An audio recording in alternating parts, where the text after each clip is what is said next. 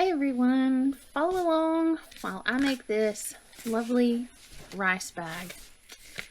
And the tutorial starts now. Actually, it ends up being a what not to do.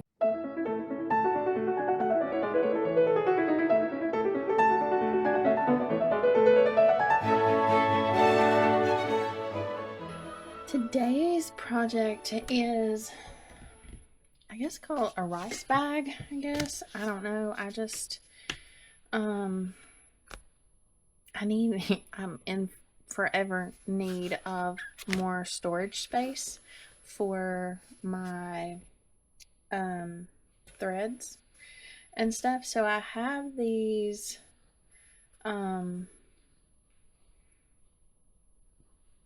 pieces that I have just, sat and stitched in the evenings and stuff. And I wanted to use them. Excuse my stomach. Apparently lunch wasn't enough.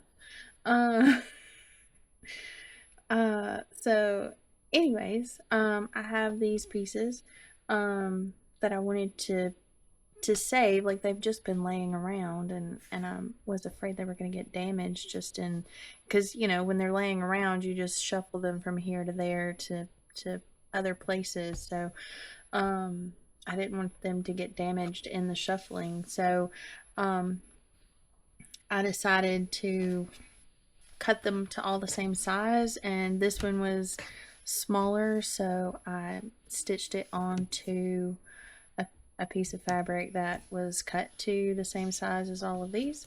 So I did 10.5-inch squares to give me 1/4-inch seam allowance all the way around. So I have sewn these squares together, and then I had this piece. Actually, I still have quite a bit of leftover vinyl from we redid some padding on a bus that we turned into a bookmobile when I owned the bookstore. So I still have like a roll with quite a bit of vinyl on it, and I thought this vinyl would make a great bottom. And then you use these on the four sides to run your rope through to cinch the bag. So I thought I could just use a bit of the vinyl up. So that's going to be my bottom. And then I cut, and I know there's a different way to do the lining, but because this is a directional fabric, I wanted all of my inside fabric to be in the same direction. So I cut 4 10.5-inch panels. And then I added, because I wanted the bag to have firmness and stability, I added this felt. I have these pieces of felt, so I added those to the back. So I went ahead and did a good bit of prep work on this, so that I could just show you putting the bag together without doing all of the not really fussy stuff, but it went together really quickly. Like I did, I already had these pre-cut because I've been wanting to make this bag for a while, and then I just cut these squares, and I did the felt. I cut the felt, which I already had the pieces that were 9.5 by 12. So I just cut them down to 9.5 by 9.5 squares, so that it didn't interfere with my seam allowance.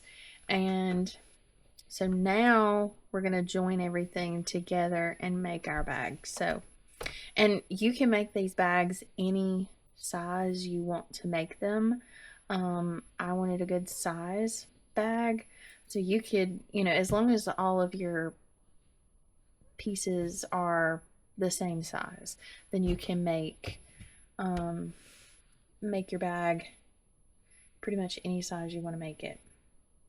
So like I said, my fabric's directional, so I wanted all of my lining fabric to go in the same direction. So that's what I That's what I did. So now I'm going to join this last piece together and complete the square or the circle, however you want to look at it or call it. And then I'm going to sew the bottom on minus one side, because that'll be our turn it the right way out side.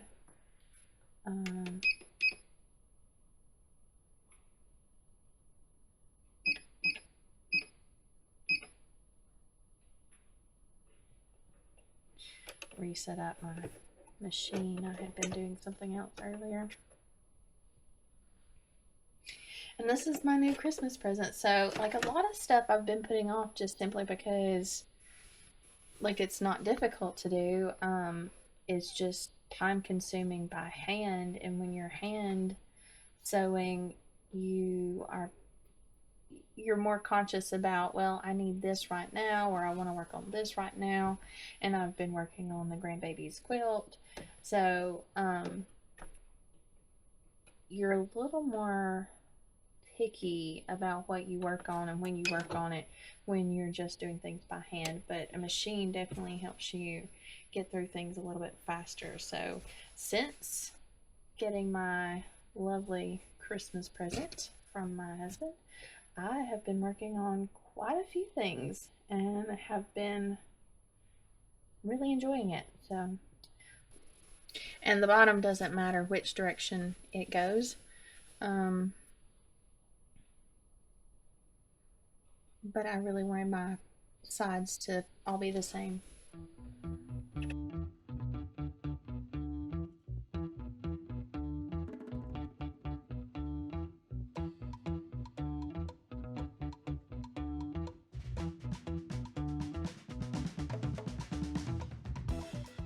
So I'll just continue that all the way around, except and leave one side. You don't want to watch me do all of this, so I will cut this out and come back. Okay, so I'm going to finish sewing this all the way around. I'm going to leave one side open for turning it right side out. And then we'll sew that up at the end, of course. So then I will be back. Okay, so I have the other two sides sewn on. And like I said, we left this open. Now I have to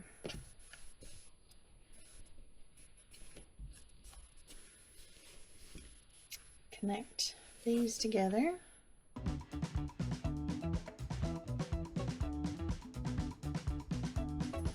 And then the same thing with this. We will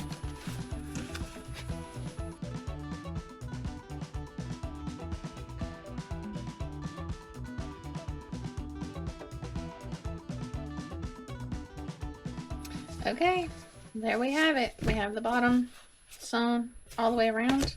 So then we're going to drop this into our lining.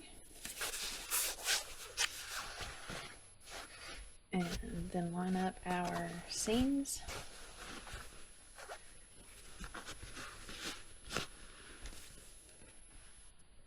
And then stitch this all the way around, leaving this one side open so that we can then turn it all the right way. I'm going to nest these corner seams because this, you can see this top fabric's really flimsy, even with stabilizer on it. That's why I put the felt in there, because this was going to be a really flimsy bag. And nothing wrong with a flimsy bag. I just wanted this to be a little more sturdy to protect the threads that I put in there a little bit more. I felt like if it was too crushable, too collapsible, that it would not help protect them as much as they needed to be. Uh-oh.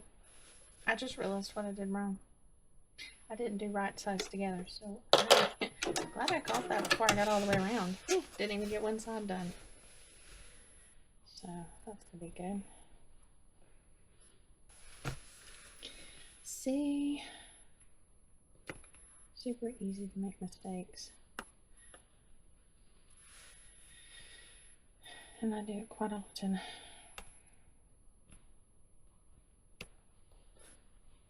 That's okay. We learn from our mistakes. So we're just gonna put this seam. Your seam ripper might not get as much use as mine does. I feel like I am constantly stitching and unstitching and restitching things. This one has this handy rubber bottom so you can rub out your threads, but if they're long enough, I just pull them. Okay, now then let's do this the right way so that when we turn this right side out, it's all going to be right side out. Gracious. And I didn't iron press these seams in any specific direction, so I'm just kind of letting them go however they want to go. It doesn't go that way. We can take and turn this right side out, and I left that whole one side open because I knew I was going to have to pull through all of that felt and that bottom piece, and I didn't want to risk damaging that seam, like ripping it out with all of that. So now then we're just going to turn under.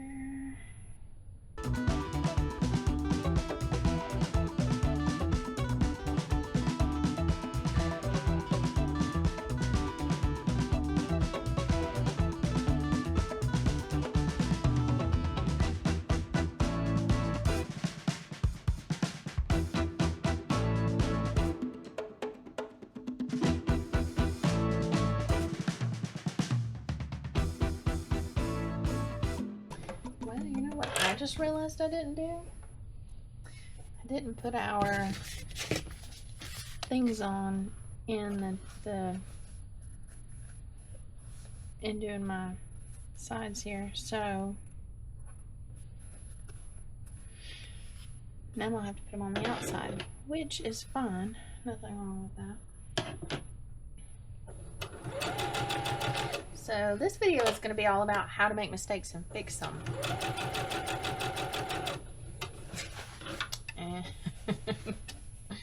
And it still worked. Again, it's just for me.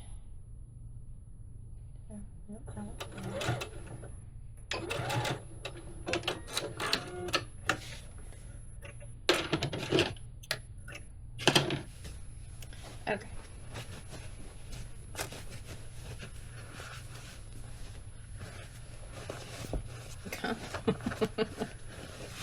Get down in there. Oh yeah.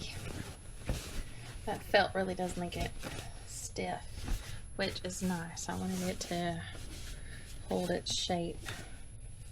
Oh, I really like this. Look at all these strings coming out.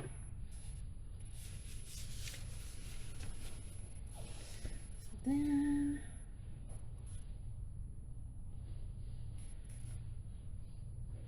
I'm going to press that. I am going to get my little mat.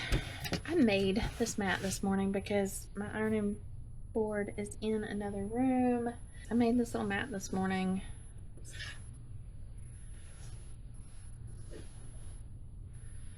because, not that I'm against getting up, I'm like, I get my steps in most of the time, but if I'm sitting here videoing, it's inconvenient to have to stop recording to go press something and then come back and start recording again.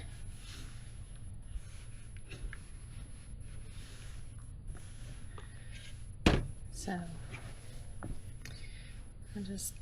and honestly, it's just several pieces of felt sewn together in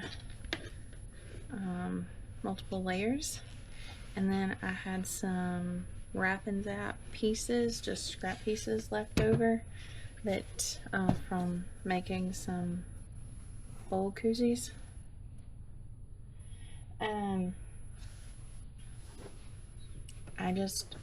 it's really just piecemealed together. And then I had some linen, 100% linen fabric, which is really great for ironing mats, as you mostly know. So I just went and sewed all those inside pieces together, and then I wrapped it in this piece of linen, and ta-da! I have an ironing mat now for in here. And it does, like, there's no heat. Like, this top is still warm, but there's no heat coming under here. So, I mean, it worked really great. I didn't put anything fancy in there. I just used what I had. So, you can completely make your own ironing mat with no issue. Like I said, I just had several pieces of, actually, so the felt that's in here, I had several pieces of it left over, so the pieces, and then I had those little pieces that I cut off the ends to make these pieces square. So I think it's 4 full-size pieces, and then I had those little pieces that I layered across, that I just lined out across the top, and then I took those pieces of Wrap and Zap and laid them across the top of that, and then I stitched it all down around the edges to hold it all together. And then the 2 pieces, like it's 2 pieces here and 2 pieces here of this felt, and I sewed it down the middle. Of course, that was the first thing I did to hold that all together. And then I layered those, or laid out those small pieces across the top of that, and then the Wrap and Zap, and then I cut this to just a little bit bigger than my mat so that it would be tight and hold it all together, and more or less made a pillowcase and then slid it all in there. So works great. Actually, that's my first time like using it. I tested it to make sure it was gonna work, but that's like my first time using it. Just tied all the stitch on.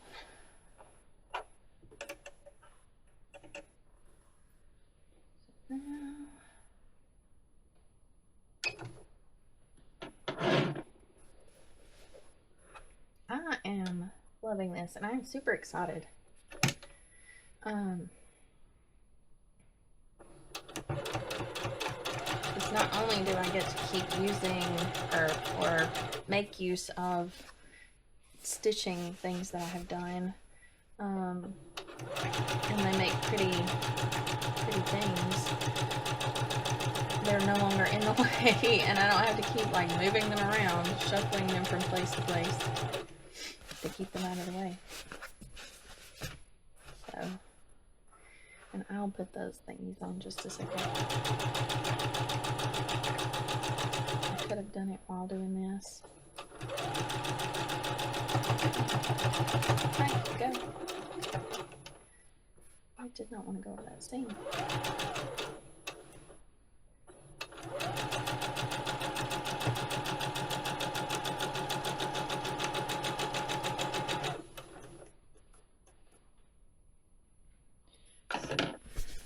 So there's our bag. It stands up by itself, but it's still flexible enough to work. And it's really big, which is fine. Like I was not going to cut these pieces down to be smaller, because it really would have cut into my previous stitching. So I was definitely going to use them as they were. Like this one and this one I could have made smaller, but these other 2 I could not. So it's just the size that it needed. Like this is just the size that it had to be to preserve those pieces. And so there we go. So now I made these and I'm not measuring, I'm just eyeballing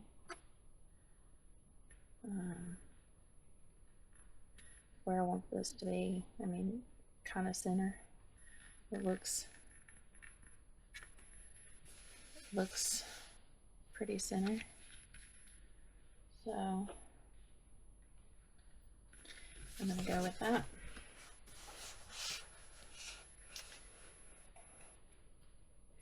And this is pretty thick, so I'm going to increase my stitch length, see if that will help my machine not work so hard.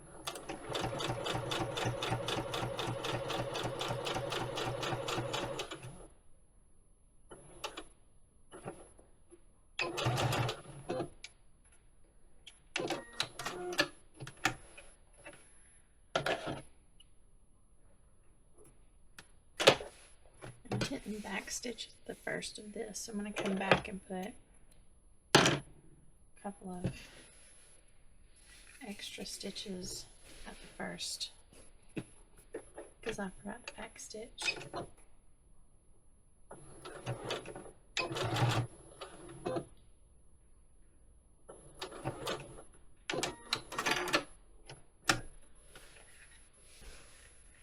I think I'm going to do an extra set of stitching to keep this from flopping up.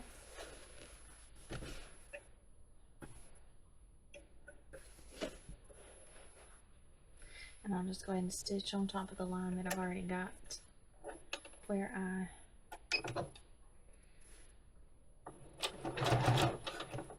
like just rolled under the edge.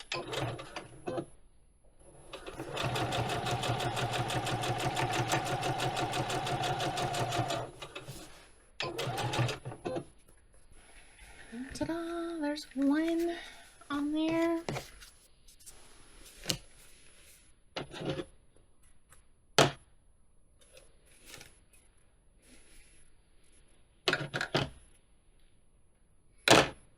And it is not even on there straight. But it's okay. Like I said, I wasn't measuring, I was eyeballing. You don't want to put pins in this because those holes never go away. And this, I'll try to line this one up a little bit better.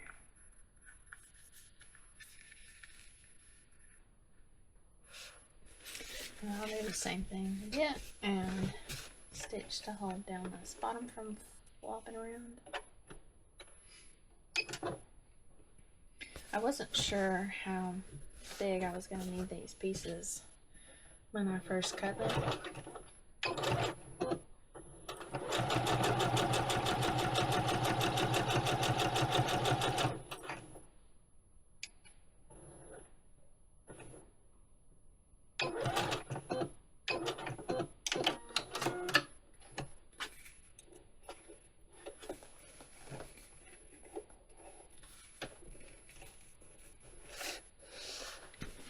So I just cut them to make sure that they were big enough.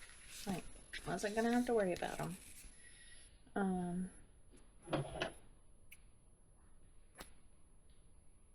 Now this one on this side, I'm gonna have to be careful not to get it into my stitching.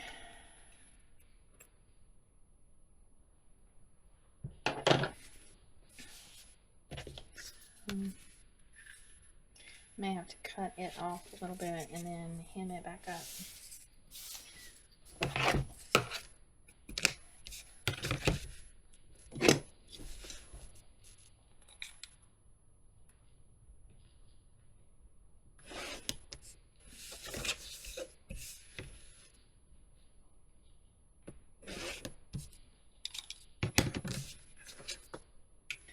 So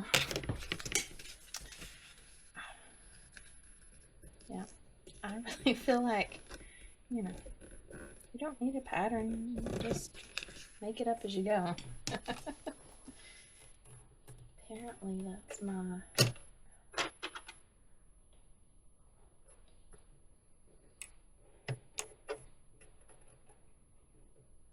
my thought process anyways.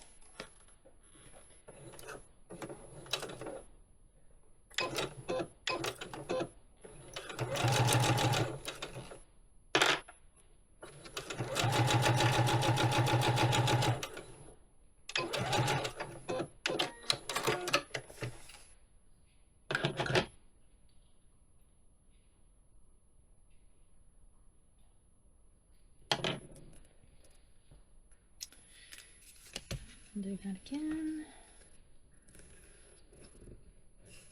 This is a 1/4 of an inch fold. Almost my first seam is that I did measure that.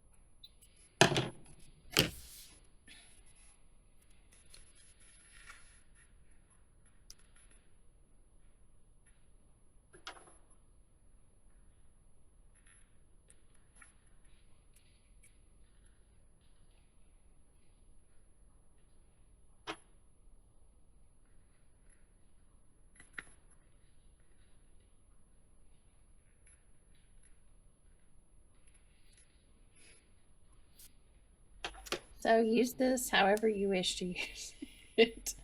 This can be a what not to do tutorial. This one can be a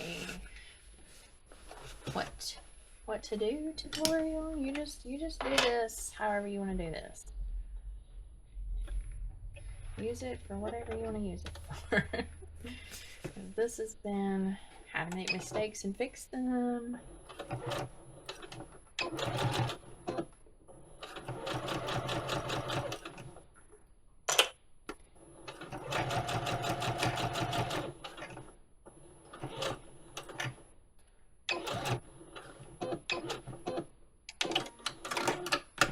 At this point, I'm not going to go back and re-video. That would, I mean, that's just not gonna. So, you do what you want to do with it. Send it to your friends and laugh about it.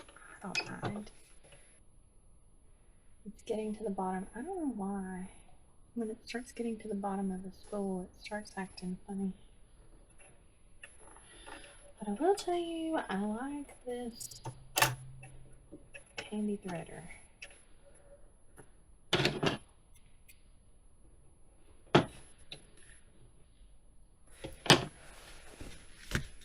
So ta-da!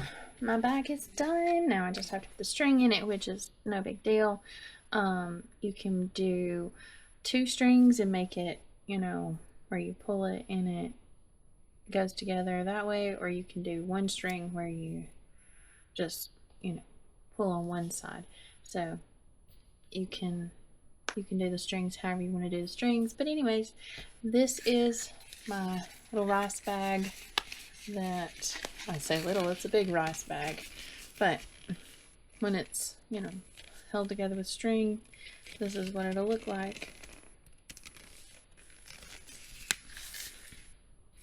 I like it.